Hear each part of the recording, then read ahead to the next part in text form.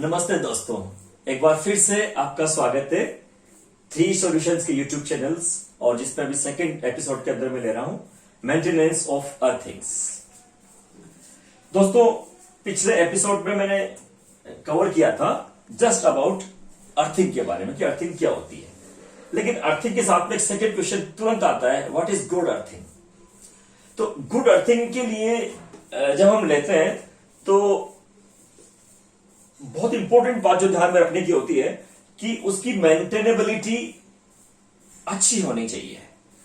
Over the life, over the time उसकी performance अच्छी होनी चाहिए, कंसिस्टेंट होनी चाहिए। तो इन तीनों चीजों को ध्यान में रखने के हिसाब से जब हम अर्थिंग को सेलेक्ट करते हैं तो उसका जो डिजाइन है, अर्थिंग का सिलेक्शन है, उसकी टाइप है, उसकी लोकेशन है, वो इसी बात पे डिपेंड करती है कि हमने जो अर्थिंग ली है वो कौन सी ली है।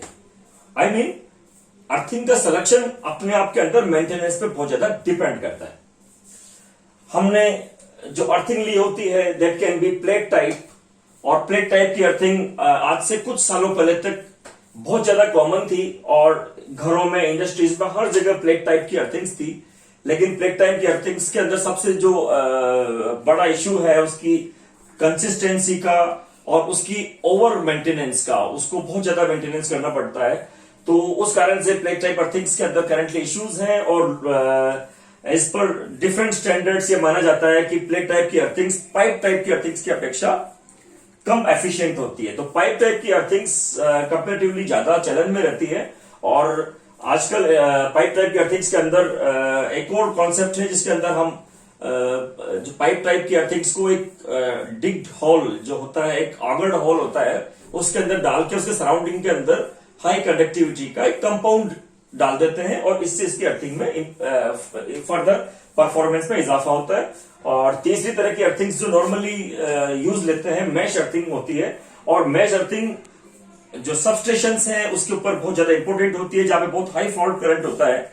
और हाई फॉल्ट करंट के टाइम पे आपका जो परफॉर्मेंस है वो किस तरह से बिहेव करता है। फॉर एग्जांपल, जब एक certain amount of fault current system के अंदर, सबस्टेशन के अंदर अर्थिंग के थ्रू पास होता है, उस टाइम पे उसके सराउंडिंग का जो सॉइल है वहां पे ग्राउंड पोटेंशियल राइज होता है। और उस ग्राउंड पोटेंशियल राइज के अंदर आपका जो टच पोटेंशियल और स्टेट पोटेंशियल कई बार इतना बढ़ जाता है। और उस चीज को चेक करते हुए आपकी अर्थिंग को डिजाइन किया जाता है।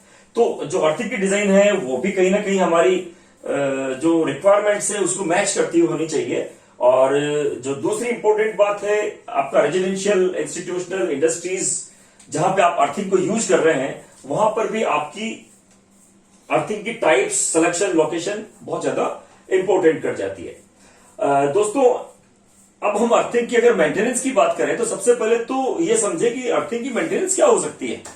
सालों साल कई लोग जो घरों के अंदर और छोटी इंडस्ट्रीज के अंदर काम कर रहे होते हैं उनको तो एक बार अर्थिंग लगाने के बाद वो तो भूल ही जाते हैं कि अर्थिंग के अंदर कुछ करना नहीं है।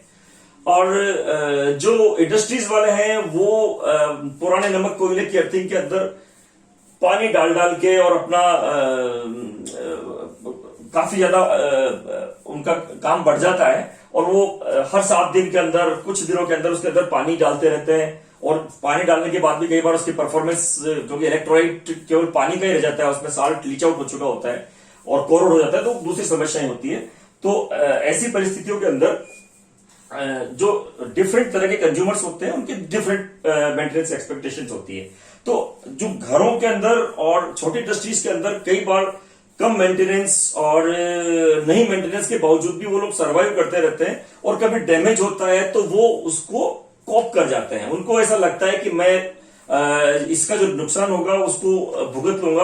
और कई बार कई लोगों को तो पता भी नहीं होता कि इसका नुकसान क्या होगा, बस उनके प्रोडक्शन पे इफेक्ट ज्यादा नहीं आता तो वो एक लोग ये मानते हैं कि हमारे फर्क नहीं पड़ता। लेकिन दोस्तों, ये समझना बहुत जरूरी है कि अर्थिंग अगर है तो उसकी क्या मेंटेनेंस होनी चाहिए और हमें उसको क्या चीज हमारे को देखते रहना चाहिए। तो सबसे पहले मैं रूटीन मेंटेनेंस पे आता हूं। अर्थिंग की रूटीन मेंटेनेंस का जो एक स्टैंडर्ड है, जो सीए की करंट रेगुलेशंस के अंदर भी आया है, पहले इंडियन इलेक्ट्रिसिटी रूल्स के अंदर भी था कि in one dry day every year आपकी अर्थिंग की जो वैल्यूज हैं वो चेक की जानी चाहिए। आपकी अर्थिंग सालों साल चलती है, तो हमारे को रोज उसको चेक करने की जरूरत नहीं पड़नी चाहिए, क्योंकि हमारी डिजाइन कुछ इस तरह की होनी चाहिए कि हमारे को ओवर द कंसिस्टेंसी वो लाइफ हो। लेकिन फिर भी अर्थिंग इमीडिएटली कोई 1 या 2 दिन में डिग्रेड नहीं करती, it takes years to degrade. तो ऐसे के अंदर अगर मान लो हम साल में एक बार अर्थिंग को चेक करें, ये माना जाता है कि एक तो भी हमारी जो कंसिस्टेंसी है, जो हमारी उसके ऊपर जो रिक्वायरमेंट है वो मीट आउट हो जाती है। एक हद तक ये बात सही है, लेकिन जो प्लेट टाइप के अर्थिंग्स के अंदर ये बात फिट नहीं बैठती थी, क्योंकि अगर वो वन फाइन मॉर्निंग की बात करें ड्राई डेज के, लेकिन उससे पहले ही कई बार वो अर्थिंग विदाउट वाटर फेल हो सकती है, तो there can be one thing. तो रूटीन मेंटेनेंस की अगर अपन बात करें तो this is one thing, but इसके अलावा भी दोस्तों कुछ चीजें होती है जो हमारे को अर्थिंग्स में ध्यान रखना चाहिए। फॉर एग्जाम्पल, जो पहली चीज है वो ऑफकोर्स साल में एक बार अर्थिंग की वैल्यू चेक करनी चाहिए, ऑफकोर्स गर्मी के दिनों में। दूसरी जो इंपॉर्टेंट बात है वो ये है कि हमारी जो अर्थिंग की जो कनेक्शंस हैं उनके अंदर अब डिफरेंट वोल्टेजेस को भी आप कहीं कहीं रिकॉर्ड कर सकते हैं। न्यूट्रल टू अर्थ वोल्टेज एक बहुत कंसिस्टेंटली रिकॉर्ड की जाने वाली चीज है, और अगर हम इसको रिकॉर्ड करते रहेंगे तो हमारे को इस बात का अंदाजा रहेगा कि आपकी neutral to earth voltage, of course neutral to earth voltage जब बढ़ती है तो उसके 2 कारण हो सकते हैं, या तो न्यूट्रल का वोल्टेज अर्थ के रेस्पेक्ट में बढ़ गया, या अर्थ का वोल्टेज न्यूट्रल के रेस्पेक्ट में बढ़ गया। अगर आपको ये वोल्टेज बढ़ा हुआ मिलता है तो हमारे को फिर एक और चीज देखनी चाहिए कि हमारे अर्थिंग की परफॉर्मेंस इस टाइम पे कोई डिस्टर्ब तो नहीं हो गई। दोस्तों, हमारे पास अर्थिंग को नापने के बहुत सारे तरीके होते हैं, बहुत सारे हमारे पास इंस्ट्रूमेंट्स होते हैं, लेकिन एक जो चीज किसी भी इंडस्ट्री में किसी भी जगह पे कहीं भी हमेशा मिल जाएगा वो है एक 50-60 वाट का बल्ब। तो उस बल्ब के हिसाब से मैंने एक छोटा सा सर्किट यहां पर तैयार किया है, प्लीज फोकस। तो यहां पे एक सिस्टम मैंने शो किया है जिसके अंदर आपका 3 पॉइंट सॉकेट है। ये आपका अर्थ का पॉइंट हो गया, this is phase, this is neutral. तो फेज के पॉइंट से मैंने एक बल्ब को सप्लाई दी है, ये 200 वोल्ट मैंने एक बार इसको अज्यूम किया है। तो 200 वोल्ट के ऊपर जब मैंने 100 वाट का बल्ब लगा दिया तो for the calculation P equal to V upon I, I जो है वो 100 अपॉन 0.5 एम्पियर के आसपास इसके अंदर ट्रेवल करेगा। अब 0.5 वोल्ट के आसपास इसको जब ट्रेवल करता है तो अर्थ के अक्रॉस लगभग कितना ड्रॉप करेगा। ये एक अज्यूम किया, मान लो 5 ओम का रेजिस्टेंस है, तो इस 5 ओम के रेजिस्टेंस के अंदर इसके अंदर ड्रॉप कितना होगा, लगभग 5 into 0.5 2.5 volt.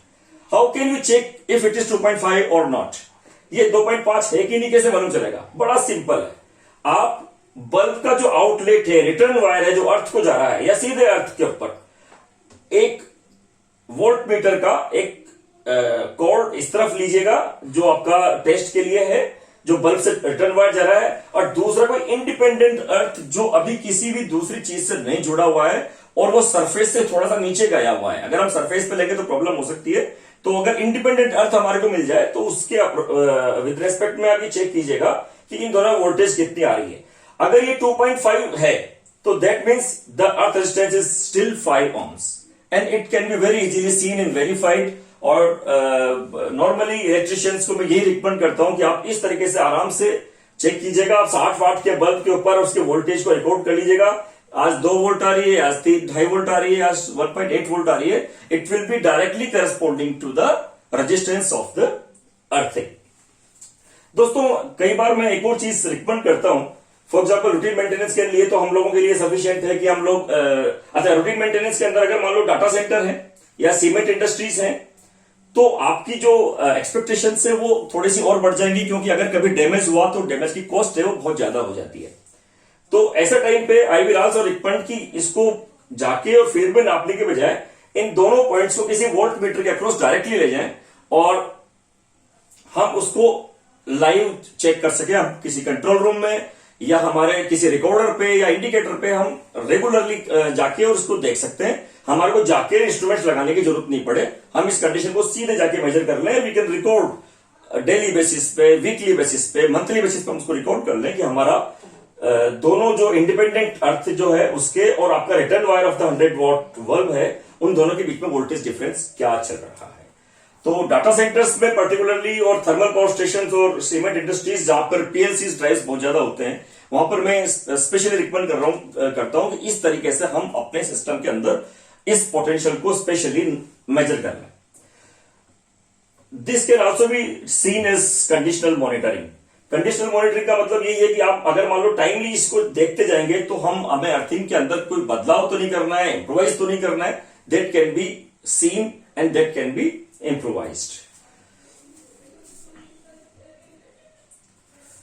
So what is the maintenance done? Visual भी हम लोग हमें देखना चाहिए, क्योंकि अर्थिंग के जो सिस्टम्स हैं वो नॉर्मली हम लोग विजुअली भी देख सकते हैं कि कहीं डिसकंटिन्यूटी तो नहीं क्रिएट हुई है। आपके जो टर्मिनल्स हैं वो टाइट तो हैं, टर्मिनल्स के ऊपर ज्यादा कोरोड तो नहीं हुआ। अगर कोरोजन के विजुअल साइंस दिखते हैं तो हमारे को उसको क्लीन करके और उसको रिकनेक्ट करने की कोशिश करनी चाहिए। कोरोजन डैमेज को एक्सटेंट चेक करना चाहिए। Surface cleaning is very very recommended. और सीए के जो सेफ्टी रूल्स हैं, दीज गाइडलाइंस आल्सो रिक्वायर कि earth resistance should be checked periodically. और आई आल्सो रिकमेंड कि अगर मान लो किसी भी सिस्टम में आपने अगर मान लो कोई ग्रिड बनाया है तो उस ग्रिड में जितने पॉइंट्स के ऊपर आपकी जो प्रोटेक्टिव अर्थिंग्स कनेक्टेड हो रही है उन सब प्रोटेक्टिव अर्थिंग्स के ऊपर periodically depending upon the damage it can cause हमारे को क्लैंप मीटर से उसका करंट मेजर कर लेना चाहिए। अगर किसी जगह पर करंट है, सिग्निफिकेंट करंट है, that will indicate ground fault. और जिस सर्किट में ग्राउंड फॉल्ट है हम उस सर्किट को आइसोलेट करके उस ग्राउंड फॉल्ट के सोर्स का पता लगा सकते हैं। दोस्तों मेरे ख्याल से आज इस वीडियो को मैं ही खत्म करता हूं और अगली जो वीडियो है उसके अंदर आजकल जो कन्वेंशनल अर्थिंग की जगह पाइप अर्थिंग को जो यूज करते हैं उसके डिफरेंसेस को मैं लेना चाहूंगा। सो दोस्तों आपसे रिक्वेस्ट है कि आप मुझे कमेंट सेक्शन के अंदर जाके और ये बताएं कि आप मुझसे और क्या सवाल पूछना चाहते हैं। अगर आप मुझे बताएंगे तो मुझे उन सवालों को जवाब देने में ज्यादा अच्छा लगेगा। Thank you very much. Thanks a lot. Bye bye.